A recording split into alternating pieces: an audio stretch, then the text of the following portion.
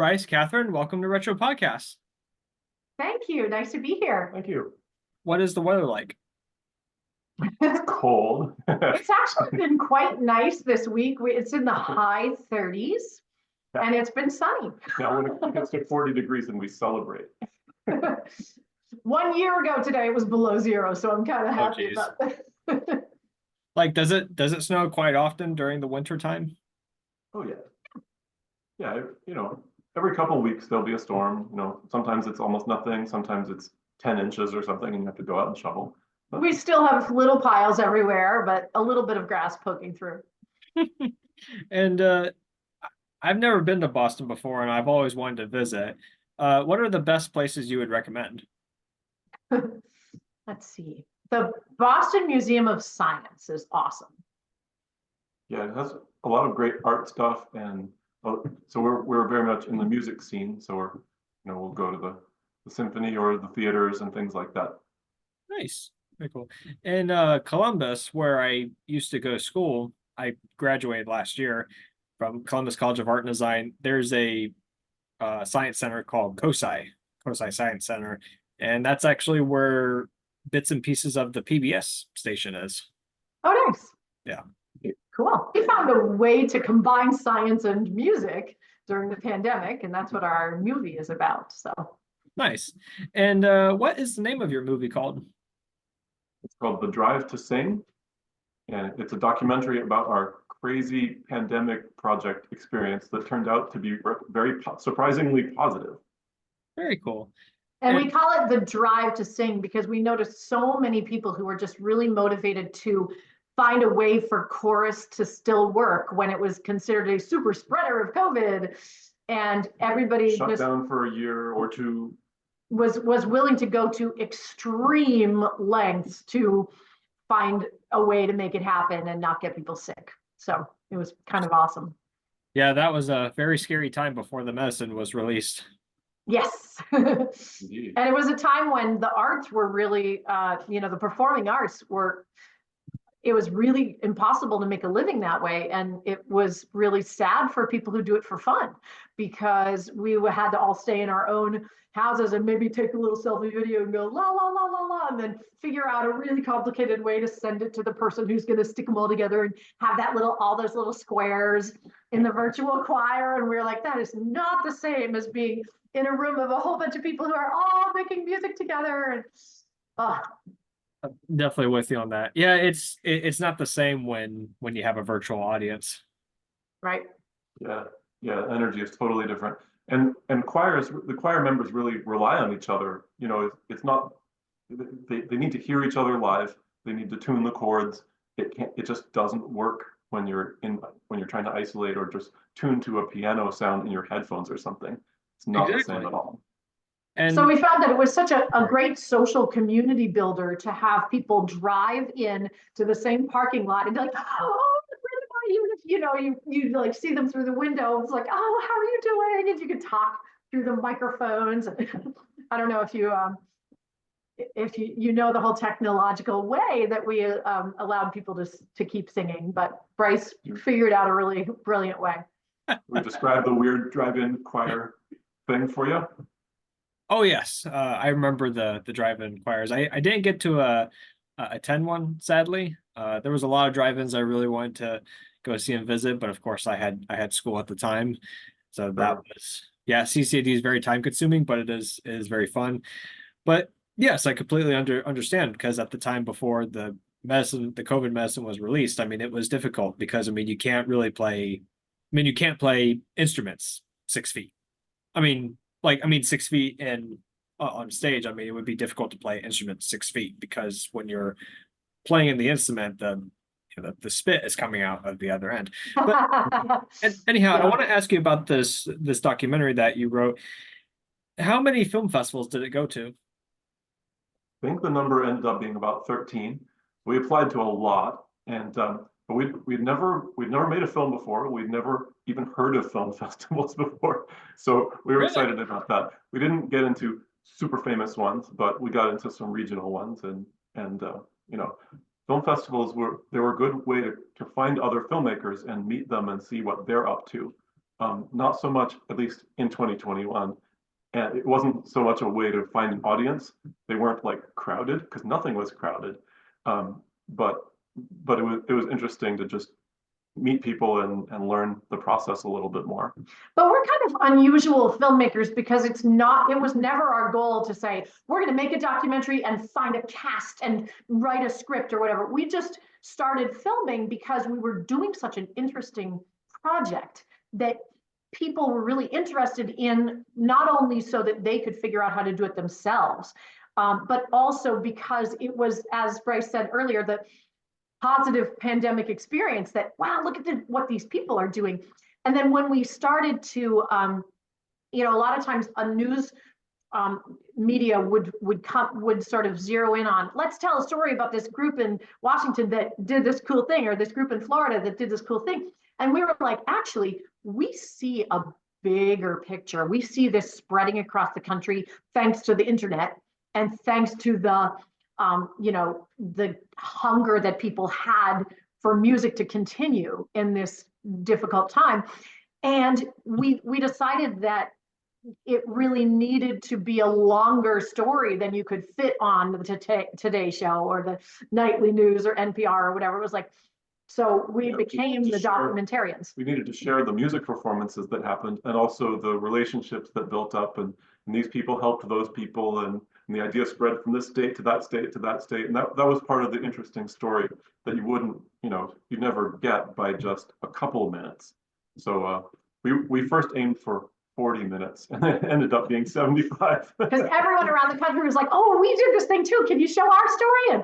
And, we fit in as much as we could. But the great thing was that we were able to meet a ton of people in this really isolating time when a lot of people were lonely. We were like, cool, now we have friends in Wisconsin and California, and, all over the place who are just, and we've learned to see them. Yeah. Not what you expect at all. And it couldn't have been planned, really. It just sort of happened. And even the film wasn't planned. It just sort of, we were far enough into this project that was kind of life-changing for us and unique at that time. And we said, someone's got to document it. We couldn't find anyone else to do it, so we had to learn how to do it and find help and organize it ourselves. A lot of do-it-yourself. Oh yes.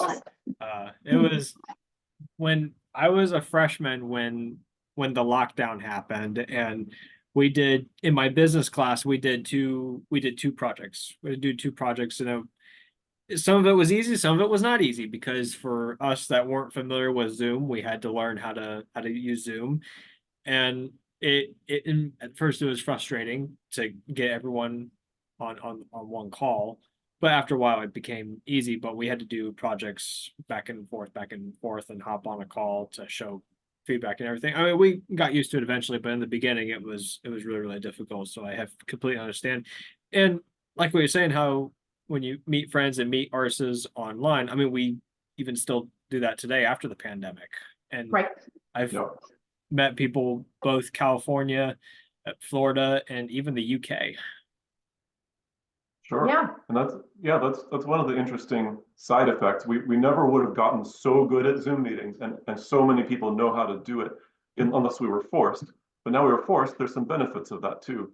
All kinds of meetings are happening online, and distance things, as you said, or distance doesn't matter quite as much as it did. Yeah, the world is getting smaller and smaller. It's a small world. Yep. Just like the Disney ride.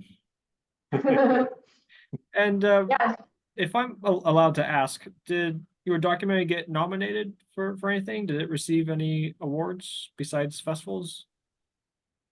In some festivals, it got we got best director in something or other. It was, these are pretty small festivals. And best inspirational documentary, and some of the music festivals it got. I forget exactly what it got. It's a couple of years now. But we definitely had a few awards, and but now we're really just trying to get the story out to more parts of the country, because every audience that we have shown it to has been so excited, and so we kind of take you on an emotional journey to try to replicate the loss of music. You know, we have all this beautiful music at the beginning, and then it's like it stops. And then we talk to people who are like desperate and sad and lonely, and finally they're so excited when they can get back to singing and that it's really meaningful. And so we find that people who watch it in groups are so excited. And now we have it on some different Tubi and Amazon Prime and Hoopla. Nice. So it's streaming now. Last year we showed it about 30 times in person. We would go to either a library or a church or a school and just show it for free and invite people in the area. Mostly we invite choirs, we invite people at senior centers, you know, and of course whoever goes to that venue normally. And sometimes we'll have like, you know, 60 people packing a room. Sometimes it's been like 10, you know, it varies. But it's been, the in-person events are especially fun because you get to meet the people and they talk about their stories from the pandemic. Oh, we tried this and we learned this. And people who love choral music are really excited about this because there are so many different choruses, different types of music. We have like the Brahms Requiem and a children's choir doing some Christmas carols and some, you know, like, oh, this group called the Golden Tones. There's this adorable guy who's like, hey, good looking, what guy cook? Oh, it's so cute. So, you know, we just have pretty much from every dimension, you know, kind of awesome. Something to recommend is, well, in Ohio, we have this place called Lakeside Marblehead. Well, Lakeside is a small community town, and they have an auditorium and a movie theater. So my recommendation is you should reach out to Lakeside Chautauqua, see if they could get to play a movie. Cool. Yeah. Nice. Lakeside Marblehead. Lakeside, it's in Marblehead. It's in the Lake Erie area. Now, another question I would like to ask, if this is allowed, how did you two meet? We met in college. Nice. I was a French horn major and I needed a pianist for my recital. So I sat down at dining hall and I'm like, I'm looking for a piano player. And he's like, well, I can play the piano. The rest was history. So I was a piano and physics major in school. I went to Oberlin. But we did both you say did. you're from Ohio, or you went to school in Ohio? I went to a school in Ohio, yes. Yeah. Cool. So we spent a couple years in Oberlin, close to Cleveland, and yeah, so that's where we met. And so the music and science thing have always been sort of separate parts of my life. Like I work in engineering and then I do music as a hobby, and it was always kind of safely separate like that. But this choir project turned out to need a whole lot of technology, and we had to figure out, you know, radio frequencies and you know, how can we find an antenna that will reach to the other end of the parking lot? So we ended up needing the physics and the music all at the same time to figure out some of this technology stuff and to make it a satisfying musical experience for everybody too. And we were also in the perfect time in our lives. Our children, we have 2 children who were in high school at the time. And that meant, like, if our kids had been in elementary school and we had to guide them through every Zoom class they were taking, we wouldn't have been able to be all in the way we were. You know, one of our kids could drive. And so they were able to just sort of, you know, both sometimes they would make music with us or help with the technology or drive a separate car. Like every time we had a huge event, I'll never forget the Messiah, that we had 160 cars drive into this massive parking lot, and we had the conductor on a marching band podium. So we had to bring the podium, but also all the other technology. We needed 2 cars. So I was like, okay, daughter, can you just drive us to this? We needed the U-Haul too. Oh, that's true. You're right, because it was in December, and there's a pianist who's going, and we're like, oh man, he's gonna hurt his fingers. So how did we fix that? The U-Haul was not to carry equipment. The U-Haul was to keep the guy warm enough that he could play the piano. So he was in the back of the U-Haul with the door open with like a space heater, a gas space heater blowing on him, so that would keep his space warm enough that his fingers could move. It looked a little bit like WALL-E. It was like these 2 little things that would go with fire, and it saved us. There were a lot of, you know, when our fingers were really cold, we would just be like, Thank you, space heater. But we spent a lot of time outside. Trying a lot of weird new things. Yeah. But that was part of the excitement of it, trying weird stuff, and at least much of it worked. Not everything worked. Yeah, I definitely remember being outside most of the time, especially that summer and fall, being outside and had to be 6 feet apart. Yep. Yes. Yeah. We also had one day when it was perpetual rain and we had 2 consecutive events. We rented a U-Haul that day just to keep everybody dry, the electric piano and everything. Oh, That was fun. Yeah. Everybody wanted, somehow we ended up working with choirs who are used to singing with a piano. So we needed a piano somehow in all these different weird places, in the middle of a fairground parking lot, or in the middle of, whatever, a downpour. Yeah. We had to get the piano there somehow. Sometimes I would use a little tiny keyboard inside the car because it was just too If it was nasty rainy, to even go outside. And I'd be like under the umbrella conducting, or it was kind of fun. I could definitely see that. I could definitely see that show. Like if time travel was possible and could go back in time and just see 2020, I could definitely see all of that. And what advice would you like to pass on to future filmmakers or future musicians? Well, I would say if you're doing a movie that has music in it, plan ahead and choose music that is either free or has a license that doesn't cost very much. Because Wouldn't that be we did smart? not really think about that. And we have 67 songs in our documentary. So that was kind of unexpected. And some of them are sort of integral to the story that we were telling. And we were like, oh man, they want how much for that license? Right. So, too bad it wasn't all the Messiah or something. But right. there's such great music, you want the variety too. Right.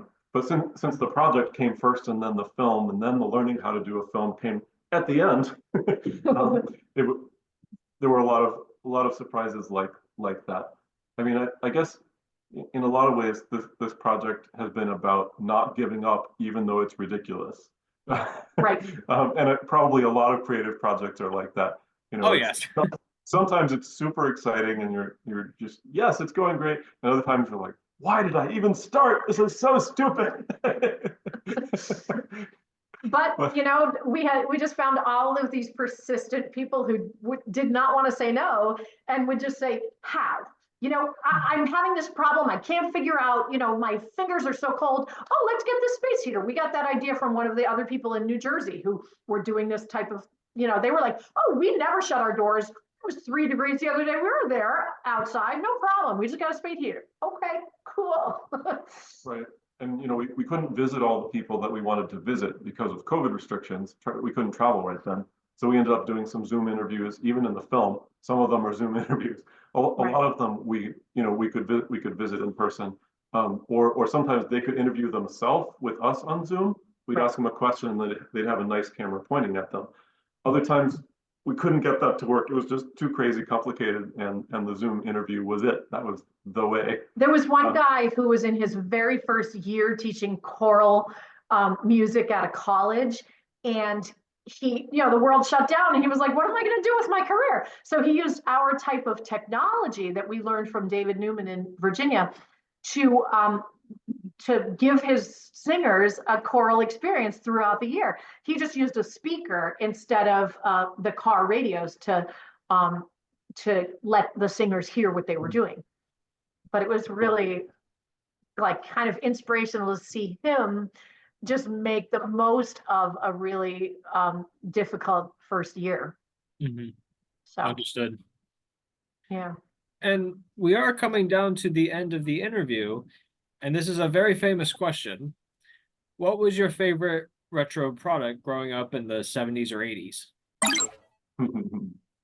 Retro product. It could be snacks, toys, games, video games.